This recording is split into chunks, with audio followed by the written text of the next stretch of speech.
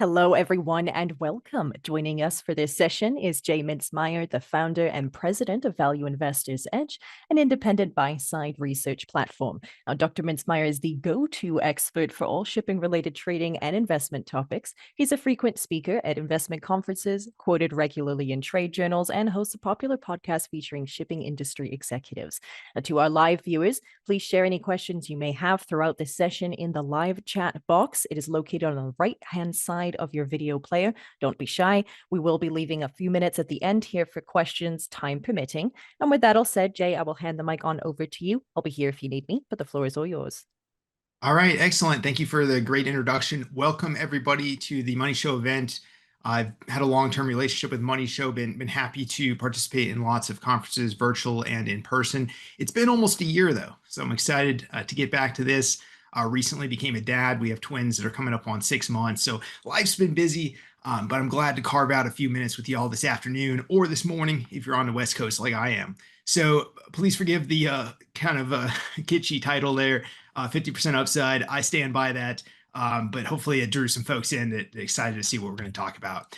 Quick background on myself. If you're not familiar, I have about 15 years of experience in shipping markets. I started out on Seeking Alpha. We launched our independent research platform, Value Investors Edge, in May of 2015. So celebrated the 10-year anniversary this year. We're all getting older, hopefully wiser, but been involved for a long time in shipping. I have a master's in international policy and completed a PhD a few years ago on trade flows and sanctions. We'll talk a little bit more about the VIE performance. I want to highlight some of the amazing team we have over at VIE. We have a team of 12 total, including 4 interns. We have 6 full-time analysts. These are some of the more prolific faces and folks you might be familiar with there.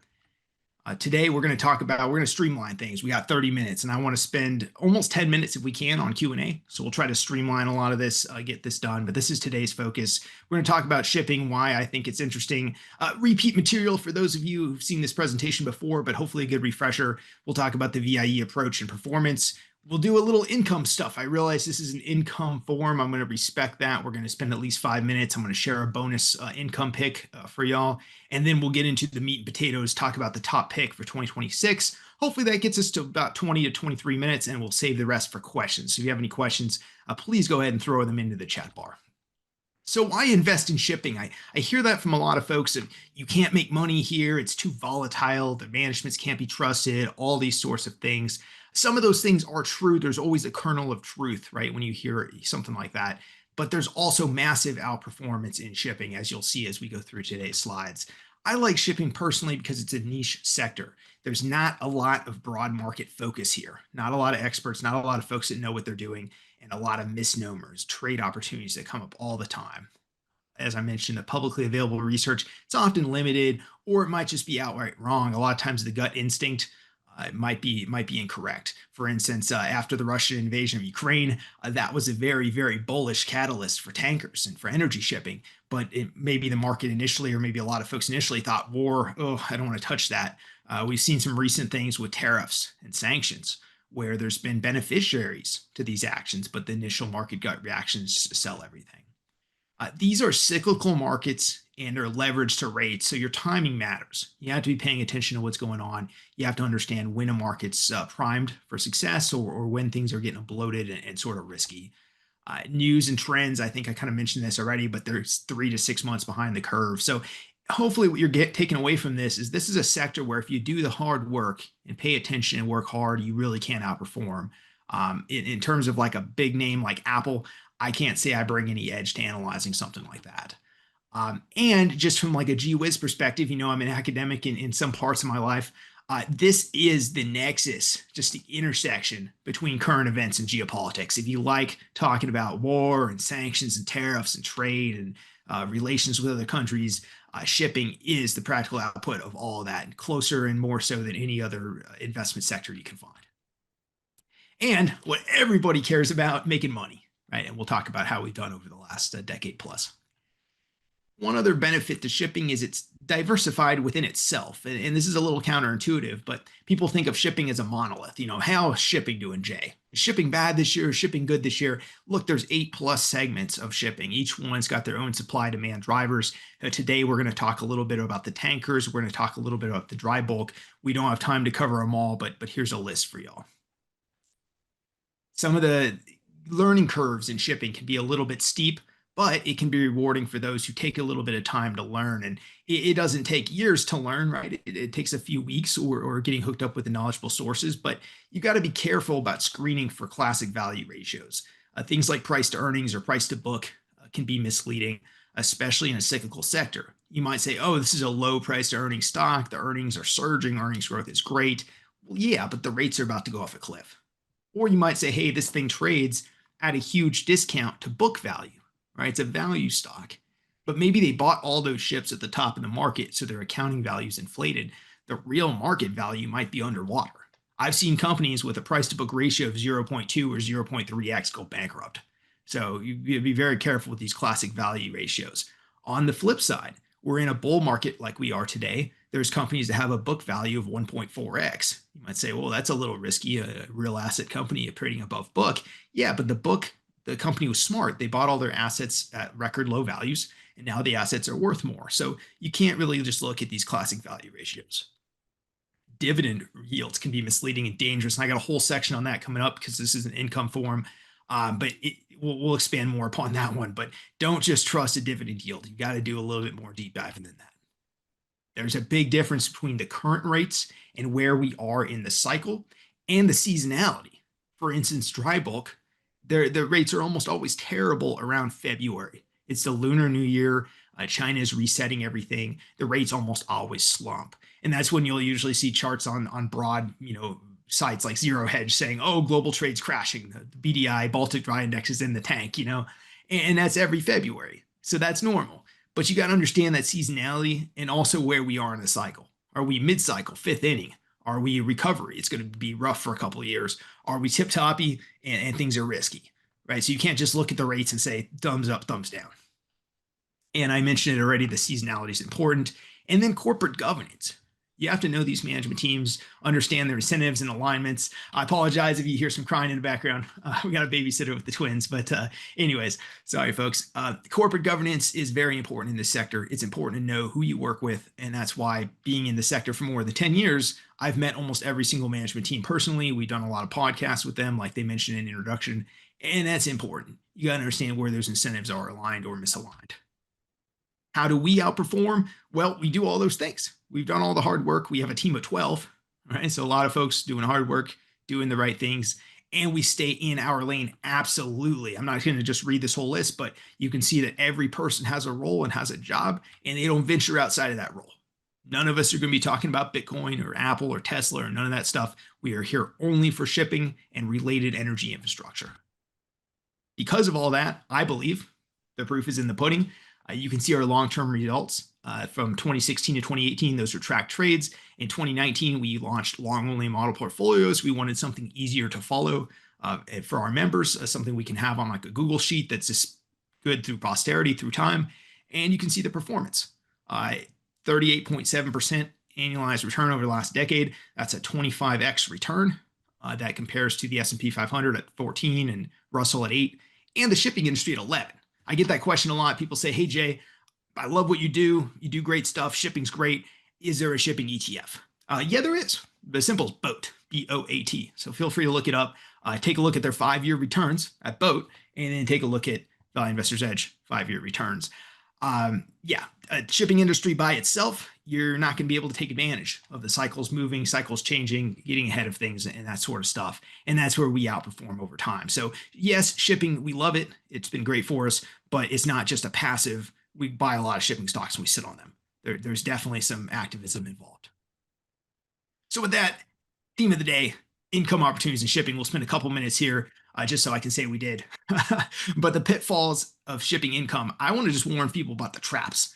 Shipping, I shouldn't be saying this, but I got to be straightforward. It's not the most easygoing sector for income. If you're coming here for income, there are some good vehicles and we can find them, but it's not as easy as looking at a dividend yield. There's a lot of traps. Those dividend yields are often based on free cash flow and they're variable payouts. So when times are great, there's this giant dividend, but it's not fixed. It's not sustainable. The second rates go over, the dividend's cut. Sometimes it's zero. So be very careful with those dividend yields. There's a lot of times where a firm will have old legacy vessels that had these good deal charters on them. They fixed them for 5 or 10 years. Good job on the management team, right? 5 or 10 years ago. But those charters are about to expire and the ship's basically worthless because it's really old or the market's bad. And when that charter expires, suddenly that dividend coverage goes right out the window. So you got to be careful of those. There's been a lot of those. You got to watch for leverage and refinancing.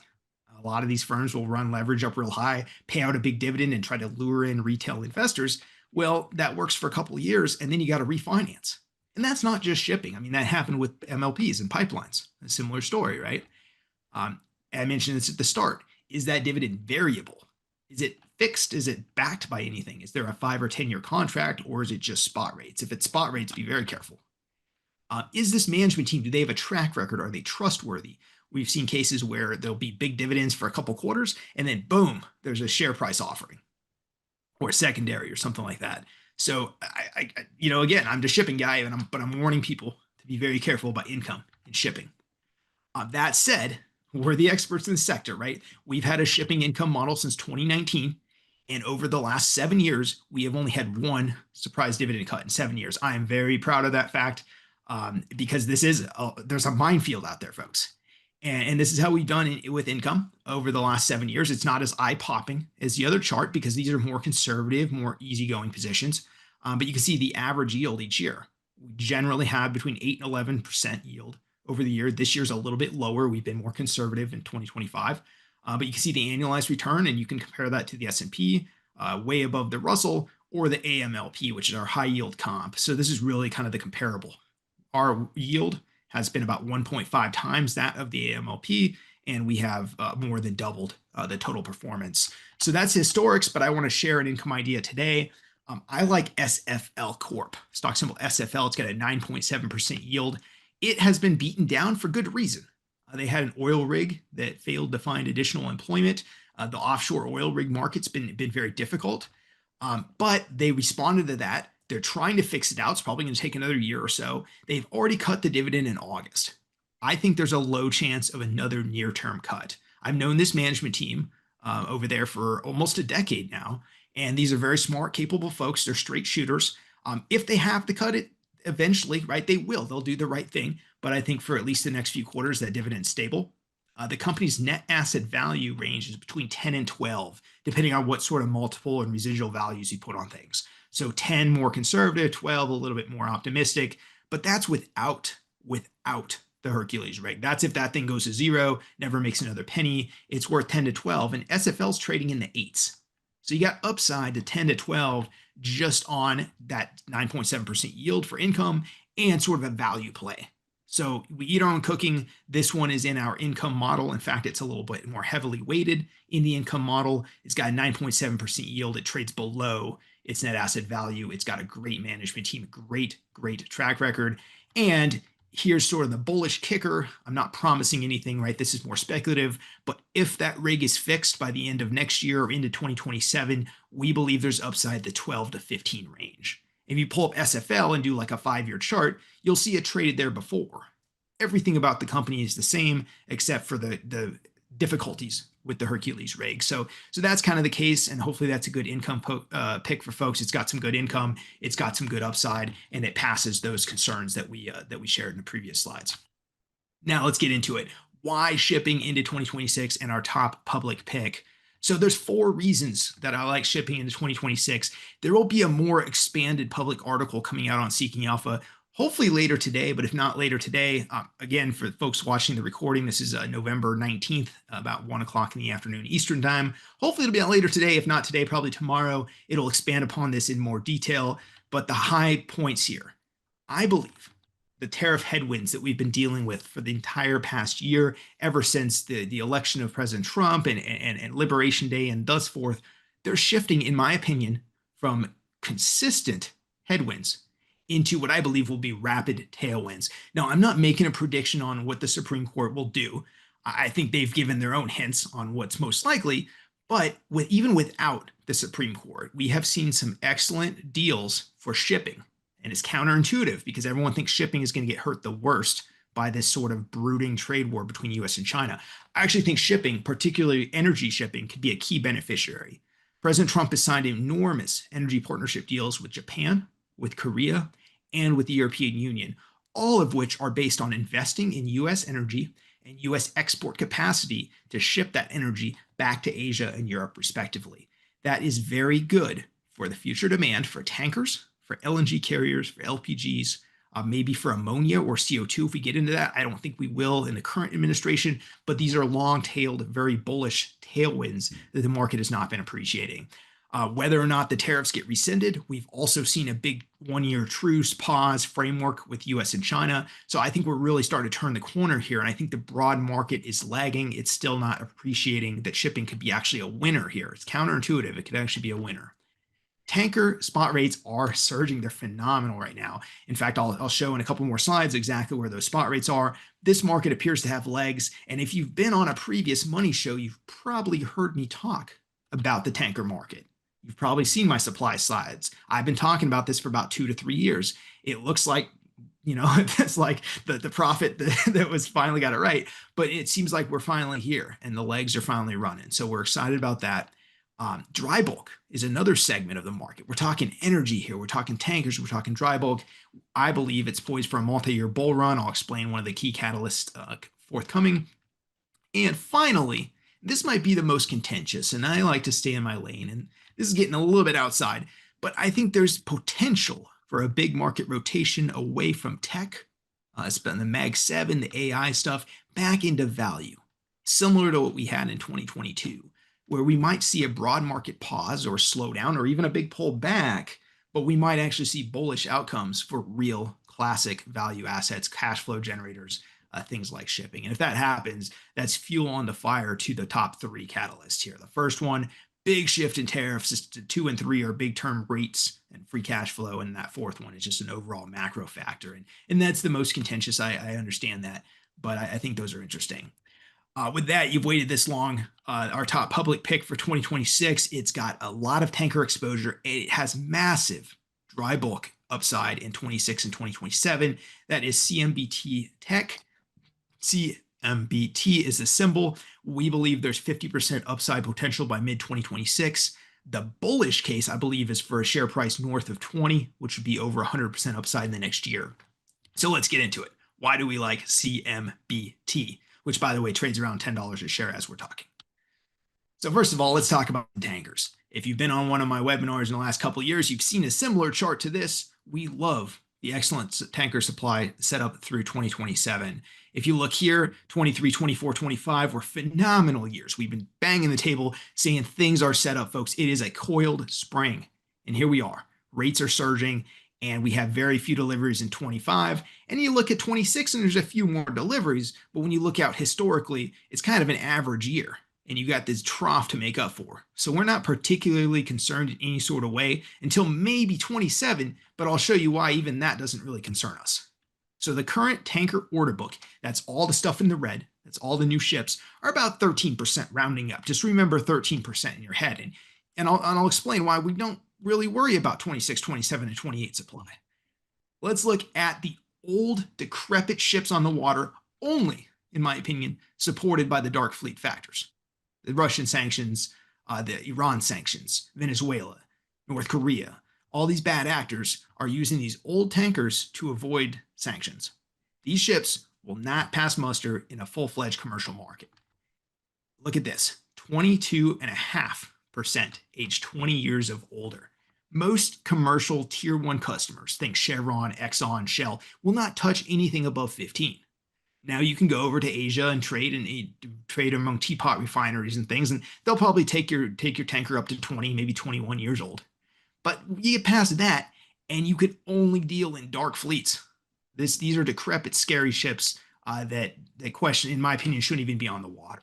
And we got 22% of those right now versus 13% forward supply. So the forward supply growth, in my opinion, holistically is still negative. It's still negative by about 9%. So very bullish supply picture. Now check this out. This brackets the fleet from 2012 and older. And why does that matter? That means that by 2027, a year and a half from now, not even a year and a change from now, 52% of the entire fleet, including the new builds. And by the way, if you order a new build, you're not getting it until 28 or 29, probably 29 at this point. In fact, there was recent orders for 2029 deliveries. So 27 is already fixed in stone. You're not adding more ships there. Let's keep that clear. So 52% of the entire fleet on the world's water is non-competitive by 2027. What was the order book again? 13%. So phenomenal setup in tankers. And I can't promise the rates will keep going forever, but the supply side is very accommodating. Here's the tanker rates and how they're doing. The first chart is from Value Investors Edge. It shows the quarterly expectations so far. This is updated weekly. Each week when you update it, that number goes larger and larger. So here's the VLCCs, and this is sort of a heat map. This is last year, how to do last year. This is from last quarter. This is the average Q4 over 20 years, and this is the average 10 years, right? So you get all sorts of heat maps, and they're screaming green, right? And the latest spot rates, which we update every Sunday, are below. You'll see VLCCs at 120, and normal rates like 30,000, by the way.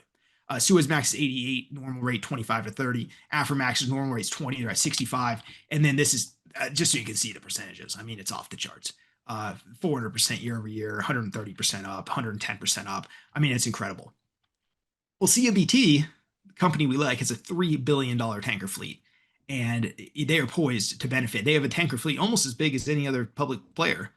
There's only like one or two other tanker companies that have a bigger fleet. So this is an excellent place to get exposure to tankers. Now let's pivot. So we talked about tankers, hopefully got all bowled up, got excited about that. Let's talk about dry bulk. So the big catalyst in the dry bulk market, which by the way, is humming along nicely without this catalyst just started last week. It's a Simandou iron ore mine in Guinea. It is a China-backed strategic project. It is based on national security, if anything, for China. They rely intensively on Australia and more recently Brazil for all their iron ore. Iron ore is a key to everything, for infrastructure, for manufacturing, for military equipment, for everything. So to make steel, right? So this is very important. And they need to diversify away from Australia is borderline hostile to China, and Brazil is obviously pretty close at times, right? Maybe not the current administration, but they're a lot more close to the US than they are with China. And that's been clear. So they need to pivot. So they've been working on this mine for almost a decade. Production began last week. Very exciting. Very good time to be here talking about this. It's going to ramp through 2030. The full capacity is 120 million tons a year, and that is 10% of China's demand. So people say, well, what if China weakens, Jay? What if China doesn't grow at all? Well, I don't need it to grow at all. I just need that 10% baseline that we're going to take away from Australia.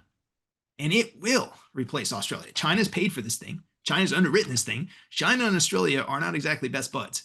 So the obvious play here is that all that new iron ore is going to go from Guinea to China. And if China keeps growing, oh, sure, they'll keep Australia coming too. But if China pauses or flatlines, it's just going to be Guinea replacing Australia. So just a geography lesson for y'all, and in which shipping is important is the distance. Here's China, roughly, right? Forgive my basic blocks. Here is Headland, a main iron ore export port for Australia. Pretty damn close, right? Here's Guinea. Whoa, yeah, Western Africa. Beautiful. Yeah, forgive my cheap lines there. We're talking about triple, more than triple, the ton-mile distance. That means for every cargo that replaces Australian with Guinea, with Simandou, is going to require triple the dry bulk assets. So we can run the math, but it comes out to about 600 additional cargoes per year in the next few years. So very, very exciting times. 600 additional cargoes, over 200 additional ships needed urgently. Meanwhile, we got this demand that's picking up. We don't have any new supply.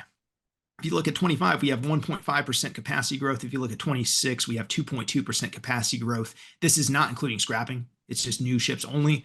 And you can see this compares to bubble years, 8 or 9% every year, and then 20%. So supply is not coming forward. Here's a very similar chart. You saw it with the tankers. You see this little bracket of ships over here. 45% of the fleet will be obsolete by 2032. And I say 2032 because bulkers can run a little bit older. So it's not quite as crazy as the tankers. But 45% of the fleet will be obsolete by 2032. And if you look at the order book, we have an order book that's around 8%. And so that order book needs to be a lot bigger. And again, we're starting to take orders here. You can see at the end of the chart for 2029. CMBT, the company, why do we love it? it is 30% tankers and 60% dry bulk. So you're getting 30% that's riding the current rates, making a ton of money, and you got 60% that we believe is positioned perfectly for next year in 26 and then in 2027. You got the oil tankers down here. You got 30 on the water. You get 7 new builds, so 37 tankers worth about 3 billion, rounding up a little bit there. And then dry bulk. You got 17 ships from CMBT, brand new, perfect vessels. You got 89 that they just merged in from Golden Ocean, and you got 13 more that are on the water. And you got just over 6 billion in fleet value there. So CMBT trades at a 30% discount right now to what we estimate is an end of year, so 2025 E, which is, guys, it's 6 weeks away, so not that far. We believe NAV's around 15 by the end of 2025 based on current assets and free cash flow. It trades around $10 right now. And why is that? There's two key reasons, in my opinion. Number one, I think it's hated and misunderstood as an ESG play. And the company does not do themselves any favors. If you pull up a presentation, the first slide says all this stuff about decarbonization. And guys, like, read the room. This is not the hot theme. That was a great slide deck 2-3 years ago, right? Nobody wants to hear about decarbonization anymore. I mean, I don't, being facetious, like, obviously people still care about it, but investors are tired of it. They're cynical. They're realism now. They just want to see cold, hard assets, right? But the reality is that that's all just marketing, gimmickry. 90% of this company is tankers and bulkers, classic shipping. So people hate this thing because they think it's an ESG company. It's not. It's a shipping company with the overly clever marketing slides. The current market cap is less than $3 billion. They have 11 billion in assets. I love that leverage when I'm bullish. Let's just do some quick napkin math here. Tankers are worth $3 billion. In a 20% upside scenario, which I think is fairly conservative, you get 600 million upside in assets. That's $2 a share. Yeah, okay, $2. That's all right.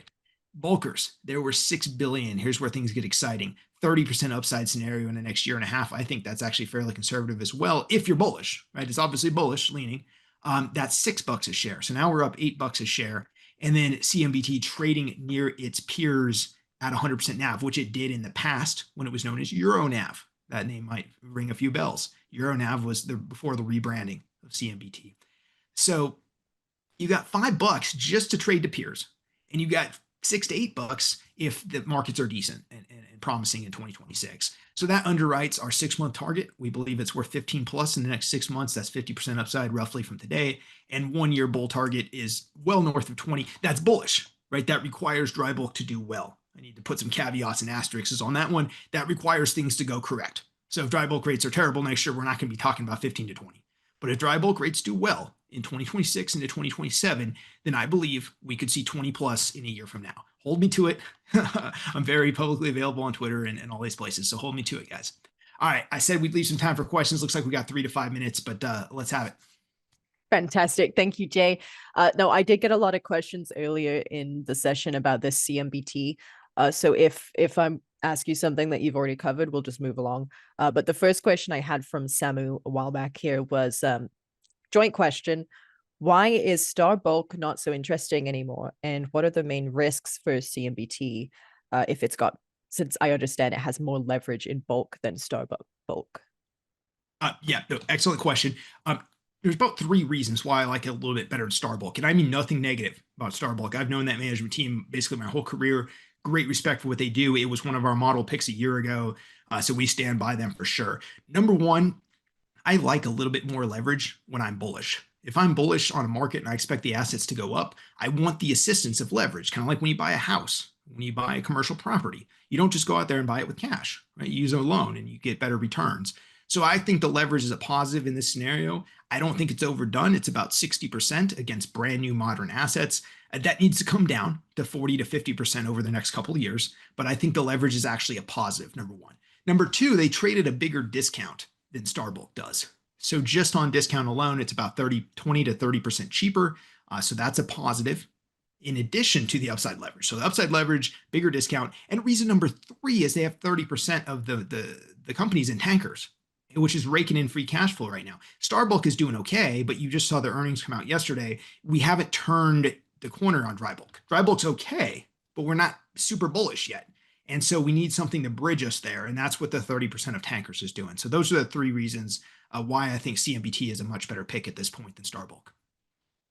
Thanks, Jay. I also had a couple of people asking here what the effect of the Ukraine war resolution on tanker rates will be. Yeah, that's an excellent question. I think folks have looked at that overhang for a long time. It's no secret that the Ukrainian war was very bullish for product tankers in particular. It wasn't really bullish for the VLCCs, the large tankers. And the large tankers are the rates that are doing really well now. So I don't think that's anywhere near related now to the Ukraine war as much as it used to be. I do think there's a little bit of overhang in product tankers. However, if there's a little bit of pullback in rates, I think that's going to be felt almost entirely on the old fleet. And see if I can go back real quick. I know we're running low on time, but if I go back here, it's several slides, but it's that tanker one where it shows the age of things. I need like a quick hotkey here. Yes, so 52% of this fleet, these dark purple vessels are basically entirely dark fleet. And so if those sanctions go away, there's no reason for those ships to exist. If you look at these like purple ships, maroon or whatever color it is, versus the new build order book, I'm very bullish overall because global demand is not going to go down, and we're going to see a reduction in the dark fleet and more things trading on the good complicit fleet. Fantastic. I know we are short on time, but I did have one more interesting question here. This was from Theodore. He said, I'm surprised that there's no mention about India, which currently has one of the most aggressive ship construction programs in the world, albeit mostly military vessels. How does India rank? Well, India is very interesting on the demand side for petrochemicals. So LPG in particular, liquefied propane, they're a huge demand driver for that market, and they have been backstopping amazing results for many of our shipping firms. India does have some commercial shipbuilding, but as the person mentioned, it doesn't really compare very high to Korea and China. China's number one by far, Korea's number two. And so India is more interesting as a demand driver. So I think their bullish demand on the LPG, I expect that to continue. We're going to probably see some more LNG as India looks to try to depollute some of their cities and some of their power production. But I see them much more on the demand side, if that makes sense. Well, Jay, thank you so much. It's been a fantastic session here, and so glad that we could take some time for a Q&A with the audience. Pleasure having you on. Always, absolutely. All right. And to those of you watching live, thank you for joining us. And be sure to stay tuned as we have more in store for you today in this Money Show Virtual Expo. I hope everyone has a wonderful rest of your day. Take care.